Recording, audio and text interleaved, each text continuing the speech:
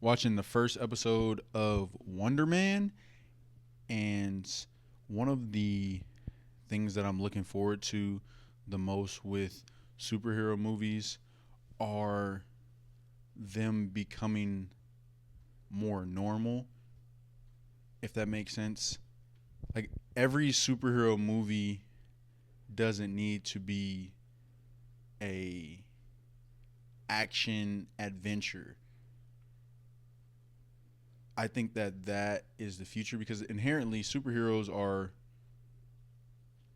known and famous because of the stories and because of the arcs that they have in the comics, and that's not always action adventure.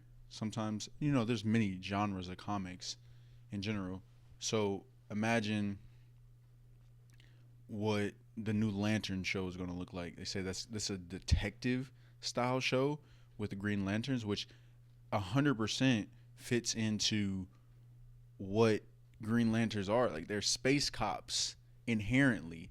So that would make sense that they would do some detective work, and that concept is not necessarily original because like you're figuring stuff out in the comics, but it's cool to see it expressed like that.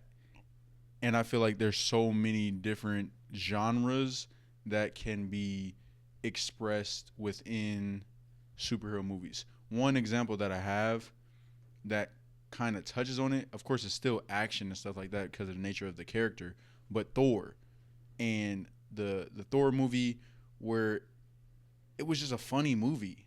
And honestly, I loved it because it genuinely was a funny movie and it was inherently a comedy for real. And that contrasted a lot with the darker version of Ragnarok. And I think that having a superhero movie that isn't just the same type of plots, big bad, gotta beat the big bad, fight scenes, big fight climax, but it could be more internal. It can be something different every single time. And going into me watching Wonder Man is the first episode kind of felt like how WandaVision felt. When I first watched WandaVision, I was like, "Whoa, this is really something unique. Like this is a show that is just this show. Like the fact that they were going through the eras of television and replicating their style and all that kind of stuff. That was really cool, and it was engaging way beyond the actual encompassing of it inside the MCU. So that and other things kin to it is what's going to continue making superhero movies cool and allow them to not pop the bubble of superhero ness. And I'm looking forward to it. And I have no idea what to expect, but this felt like a just a normal show, which is cool because I know it's not a normal show. I know it's a part of the MCU, so it's more humane in its presentation of a character, and that's kind of the things that allow superhero movies to sell. Think about like Guardians of the Galaxy. Guardians of the Galaxy sold because people enjoyed the characters. Iron Man sold because people liked the character of Iron Man and how Robert Downey Jr. portrayed him. The characters and the relation to them is what makes the movie go. And when the movies become more, it has to have these action scenes, it has to have this, it has to have that, versus the character has to get fleshed out every single time. And I think about Secret Wars, and I was like, dang, Secret Wars was just like conflicts through and through, but none of the characters really felt fleshed out, and that's kind of what made it not as good as it probably should have been otherwise. On top of Marvel doing just the quantity over quality thing that they were trying to do in Phase 5. And who knows, maybe they'll be able to repay some of that stuff. And supposedly, from the rumors, that's what Wonder Man is going to lead to, and having Secret Wars and the real like multiverse convergence happen is going to be interesting to see how they retcon after that all these different characters and almost restart and give different characters light. Going into my older video talking about, okay, what happens when we run out of characters? Well, of course there's going to be the main characters, but just like Guardians of the Galaxy got made, just like what's another one that's a big, like Mr. Terrific in the Superman movie. I never heard of Mr. Terrific before, or just some of the Image Comics people from DC. All those characters that can be brought to life, and there's an infinite amount of source material to pull from, but it's more so, okay, can we make it a good movie? And at the end of the day, that's all that matters. It needs to be a good show. It needs to be a good movie. And that alone is going to allow it to trek. It just needs to be good. It doesn't really matter what the character is. It doesn't really matter what the genre is, really. It kind of does. I was just watching a video on why Narnia flopped. And one of the main reasons why Narnia flopped is they were trying to compete in an area that had bigger bads in them. Like, they couldn't compete at the same time with an Avengers movie or Indiana Jones if they wanted to make an action movie. So that, on top of it not being good as the other things, or as good to pick up traction, you think about The Greatest Showman. The Greatest Showman wasn't really critically acclaimed, but it picked up traction because it's a good movie. And then from there, it got proclaimed as good, but nobody was really feeling it while I was in the theaters. And that's really all you need, in my opinion. But it's in this landscape, the gems are harder to find.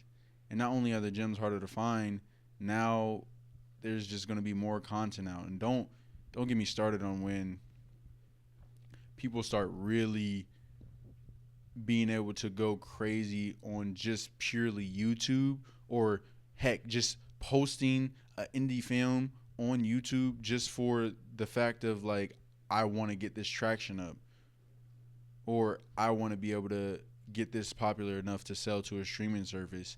And all those things go through my head, and I was like, wow. I'm looking forward to seeing more genres being portrayed via superheroes, but I'm also looking forward to more just good movies. Last year was a great year for movies, great year for original movies, original content. And this year seems like it's going to be the same. And I just hope that this track, like, this continues, because there needs to be the investment in that.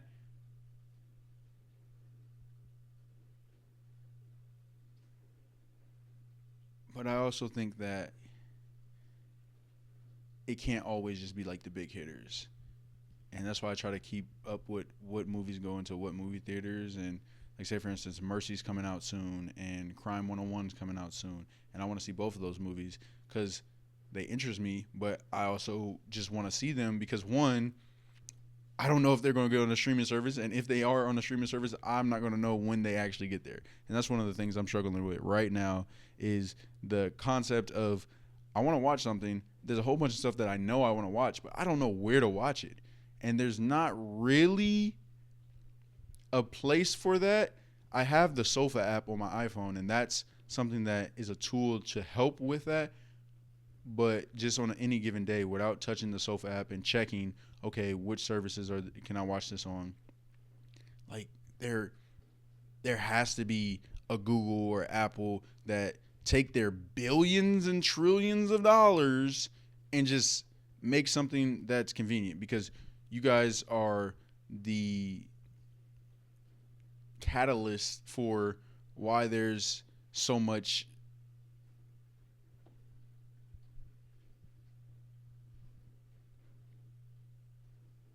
spread outness in terms of the content and where you go watch and things like that.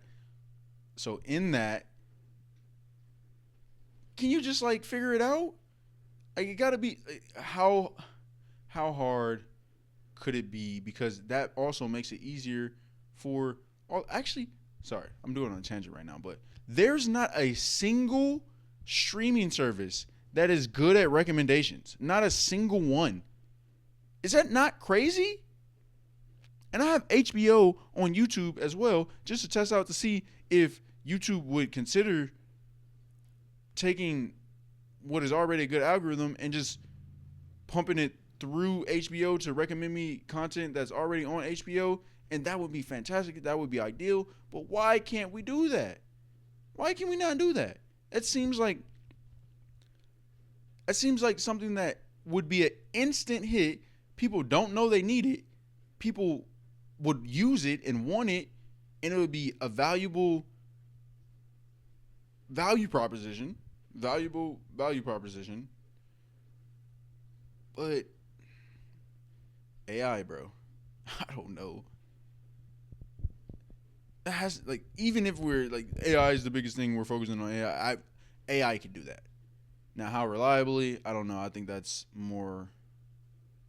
Well, I mean, I guess I'm using AI a little too broadly, because AI is already a part of the algorithm. But in the way that we currently consume AI, that interface could easily be something that helps to navigate all the content that we have. And it just blows my mind that even with all the content we currently have, there's infinite amount of content in the past. That blows me. And some of it is just as good. Like, I'm not gonna lie, Teenage Mutant Turtles still holds up today. I'm not gonna lie. What's another old movie? Like, Poetic Justice still holds up today. That was another old movie. The Bruce Lee movies still hold up today. Like, good is good. And just like a classic album, there's a classic movies, and just make good shit and it's gonna sell. It's gonna sell. Just make good shit and it's gonna sell. As long as, it gets into some hands. As long as it gets into somebody's hand that that makes them passionate enough to share it, then it'll be. But if you don't get it, if everybody watching be like, oh yeah, that was good, and then that's it, like a Netflix movie, even not even Netflix movie, because when something's good on Netflix, when something's excellent on Netflix, they typically boom. But yeah, I really, that felt natural, which is good. I was really not wanting to do today, but then I looked at the time and I was like, you know what? You have no reason why you can't. You're gonna just watch another episode 2 of Wonder Man. Yeah, I'm still gonna do that, but just in my head again, stacking days. I know I miss days, but it's about just trying to be as consistent as possible. It's not gonna be a 365 days straight, although I would want it to be, but hopefully it'll get to the point to where it'll be there.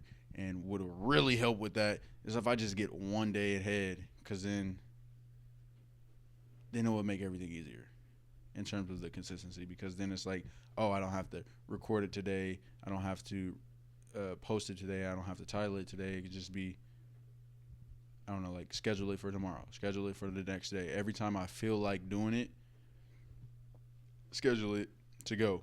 But it's also something where I'm, fighting with.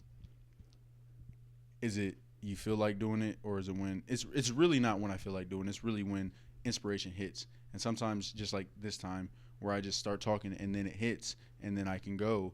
But if it doesn't feel like that beforehand, it's harder. Or if I don't have the idea sparked beforehand, it's harder.